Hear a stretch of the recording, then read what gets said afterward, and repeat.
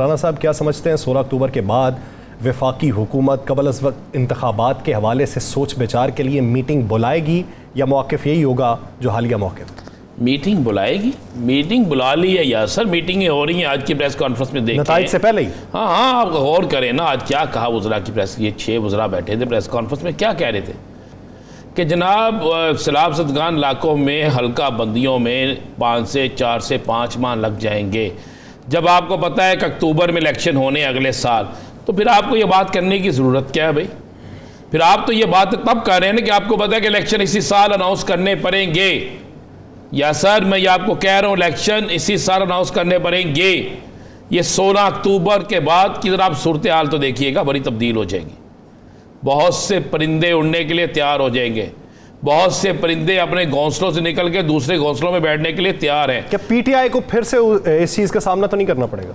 किस चीज़ का? ये घोंसले तब्दील करने वालों में। नहीं, पीटीआई अब जो है ना, पीटीआई पंजाब के लिए कुछ बड़ा करने जा रही है, उसका कल के प्रोग्राम में डिस्कस करेंगे, बड़ी खबर देंगे। लेकिन बाकी जो मामला है मैं आपको क्लियर कर दूं, पीटीआई जो मकबूलियत है ना, एक वक्त होता है मुस्लिम लीग नून की मकबूलियत थी और नून लीग का वोट था, पीपल्स पार्टी की मकबूलियत थी, पीपल्स पार्टी का वोट था।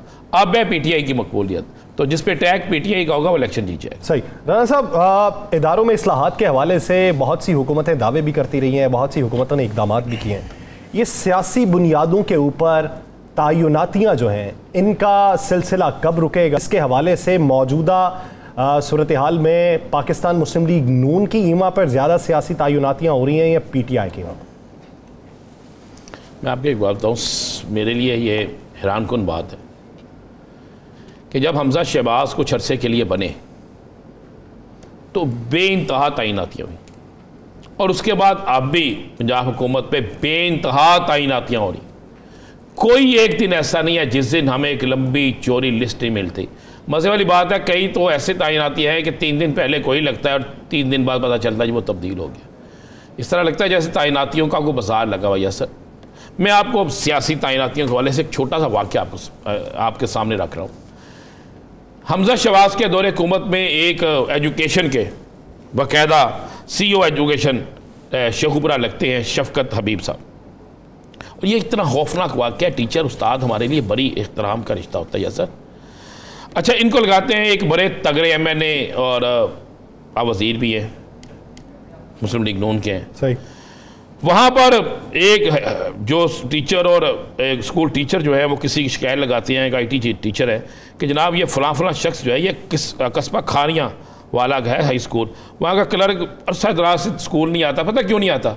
उसके वजह सियासी बढ़ती और सियासी शख्सियात होती हैं, यानी घोष मुलाजिम। वो जब उसका CEO शफकत हबीब साहब को कहा जाता है कि जनाब ये बंदा नहीं आ रहा और ये ऐसे है, वो क्या करता है कि वो स्कूल के अंदर CEO के सामने वो गोली मारता है, टीचर जख्मी हो जाता है। टीचर की छाती पे गोली लगती है। ये FIR आप देख लें, आप तस्वीर तो देख लें, आप FIR भी देख लें, ये FIR है। स्कूल टीचर को गोली, फिर उसको मीडिया से छुपाया जाता है, उसे छुपाया जाता है। अच्छा, उस सारी अब CEO का काम था कि उस क्लर्क के और फलां करता है, पता चलता है जनाब के वो और CEO साहब दोनों जो हैं वो आपस में कब ठीक है। जब उसकी गहराई तक जाया जाता है तो फिर जाकर वहाँ पता लगता है कि जनाब चूँकि स्कूल के अक्सर टीचर्स के ऊपर अफसर ऐसे लगाए जाते हैं जहाँ खासकर इलेक्शन होने वाले, याद है ना, वहाँ शेखुपुरा एक इलेक्शन हो चुका है, दूसरा इलेक्शन होने जा रहा है, ताकि ऐसे लोगों को तैनात किया जा सके जो वहाँ पर बाकायदा पोलिंग स्टेशनों में मदद करें। तो जब सरकार सियासी तैनातियाँ ऐसी होंगी, जब एक स्कूल टीचर को गोली मारी जाएगी और जो टीचर है महबूब वो शदीद जख्मी है, उसकी छाती पे गोली लगी, और किसके सामने लगी? उसके सामने लगी CEO शफकत हबीब के सामने। कब का वाक़या है? ये चंद दिन पहले का वाक़या है, और हालत खतरे से बाहर है। मज़े वाली बात है कि मुकदमा भी दर्ज है और CEO पे भी मुकदमा दर्ज है 109 का मशवरे का।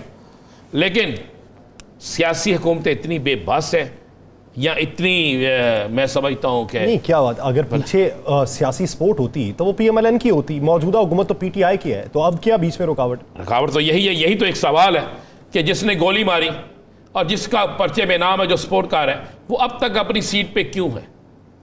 ये एक वाक़या नहीं है, गिरफ्तारी भी कोई नहीं, कोई भी गिरफ्तारी नहीं, एक वाक़या नहीं है, 101 ऐसे वाक़ये मौजूद हैं जब DCO के पास मैंने इस मौक़िफ़ के लिए कोशिश की तो रब्ता नहीं हो सका, लेकिन PTI तो बड़ी मेरिट पे काम करती है ना, और पंजाब हुकूमत है। अब तो पंजाब हुकूमत के लिए एक इम्तिहान है कि क्या पंजाब हुकूमत ऐसे लोगों को इबरत का निशाना बनाएगी जो स्कूल टीचर्स को गोली मारे, उनके पीछे जो खड़े हैं। और ये सियासी भर्तियों का, सियासी तैनातियों का जब तक ये मामला ख़त्म नहीं होगा ये काम ठीक नहीं हो सकता। मुझे पता है चौधरी परवेज़ राही साहब बेइंतहा टीचर्स के हवाले से एक्टिव है और किसी सूरत में किसी उस्ताद पे तशद्दुद बर्दाश्त नहीं करते। वो तो लेकिन वो बच्चों के, स्टूडेंट्स के हवाले से भी वो बिल्कुल बहुत ज़्यादा उनकी की। लेकिन मेरी समझ से बाहर है कि इस पर हम शायद इसलिए कि वहाँ पर इलेक्शन हो रहा है, किसी को तब्दील नहीं किया जा रहा, इलेक्शन की वजह से ये भी मजबूरी हो सकती है। लेकिन ये देखें ना कितना खौफनाक ये काम है कि एक स्कूल टीचर को जान से मारने की कोशिश, और उस वहाँ का अफसर वहाँ मौजूद, क्लर्क ये हिम्मत करे तो फिर पीछे रह क्या जाता है। यस सर, ये तो एक मसाला। बाकी आप उठाते जाएँ, काम करते जाएँ, आपको बेइंतहा ऐसी चीज़ें नज़र आएंगी कि जिसकी इंतहा कोई नहीं है। 1 2 3 4 नहीं, हज़ारों आपको ऐसे मिसालें नज़र आएंगी पूरे पाकिस्तान में। ये तो एक मिसाल मैंने सामने रखी है सिर्फ। आप हम बिल्कुल करीब तरीन शेखुपुरा की FIR आपके सामने है। वो शख्स आज तक हॉस्पिटल में है, जो आसम महबूब है, टीचर जो है बेचारा ज़िंदगी और मौत की कश्मकश में मुब्तला है। लेकिन पुलिस बेबस, DC बेबस, सेक्रेटरी एजुकेशन बेबस, दीगर लोग बेबस। क्यों? राना साहब, पाकिस्तान के सियासी मंजरनामे हम बात कर रहे हैं।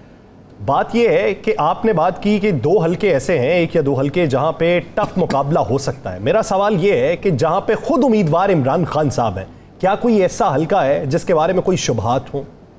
नहीं, उनमें से कोई नहीं है। लेकिन फिर भी आप ये देखें ना कि एमल वली खान का हलका जो है, और दूसरा जो हलका है उसका है अहमद खान, हाँ मोहम्मद जो थे इनके मर्दान वाला। इन 2 हलकों में पहली दफ़ा ANP और मौलाना फजल रहमान इकट्ठे हो गए, और इनके साथ और बातें भी मिल गई हैं।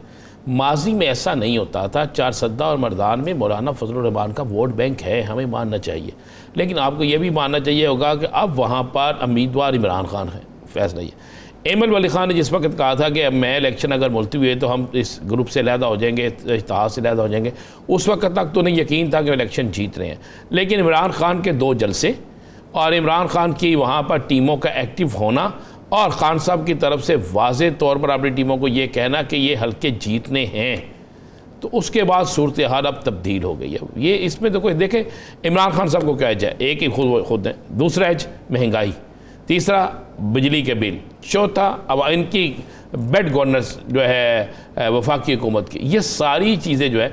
और एक और चीज़ में रखिएगा, मौलाना साहब हों या एमल वली खान हों, इनके जलसे तो बड़े हो सकते हैं, लेकिन आप ये कहें कि इनके कारकुन अपने इलेक्शन की तरह वो इलेक्शन लड़ेंगे, वो मुमकिन नज़र नहीं आता। या सर, वो बिल्कुल मुमकिन नज़र नहीं आता। इसलिए कि ये इनको ये भी पता है कि कल आने वाले वक्त में जो है फिर हम जो जीत गया ये हल्का उसी का होगा, फिर हमें तो कुछ नहीं मिलेगा। अच्छा, ब्रेक पे जाने से पहले राना साहब, आपको क्या लगता है कि TLP अगर कहीं पर डेंट डालेगी तो किसको डाले? TLP जहाँ पे डेंट डालेगी ना, वो मुस्लिम लीग नून को डालेगी, PTI को नहीं। आप मासी का देखें ना, आप जरा नहीं। हालिया सूरत हाल में बहुत से TLP के जो लोग हैं उन्होंने पाकिस्तान तहरीक इंसाफ को वोट देने का इंदिया दिया। मैं कह रहा हूँ मुस्लिम लीग नून को डेंट डालेगी ना, तहरीक इंसाफ को डेंट नहीं डालेगी। इसका फ़ायदा तहरीक इंसाफ को होगा। आप देख लीजिएगा इलेक्शन, मैं आपको कह रहा हूँ कि मुल्तान की सीट पे ज़रा कंपटीशन है और एक KPK की सीट पे, बाकी सारी सीटें आपकी इमरान खान की क्लियर है। और आज कराची का जलसा कोई सोच सकता था इतना बड़ा जलसा होगा? कोई तो सबर कर सकता था? अच्छा, मुल्तान की जब आप बात कर रहे हैं तो वहाँ से अगर PTI का टैग हटा दिया जाए तो इलेक्शन जीता जा सकता है, या फिर कुरैशी साहब का टैग हटा दिया जाए तो PTI का कोई और उम्मीदवार होता तो जीता जा सकता? नहीं, ऐसा भी नहीं था। PTI का टैग किया है और कुरैशी साहब PTI ही है। मामला सिर्फ ये है कि वहाँ पे हल्के की थोड़ी सी चेंजिंग हो गई है, कुछ चीज़ें थोड़ी सी तब्दील हो गई है। और उसके बाद आप देखें 2 दफ़ा इलेक्शन मुलतवी हुए हैं, तीसरी दफ़ा भी इलेक्शन मुलतवी होने जा रहे थे। PTI का कारकुन पहले चार्ज था, फिर मुलतवी, फिर रुक जाना, फिर चार्ज होना, फिर रुक जाना, ये बड़ा फ़र्क होता है।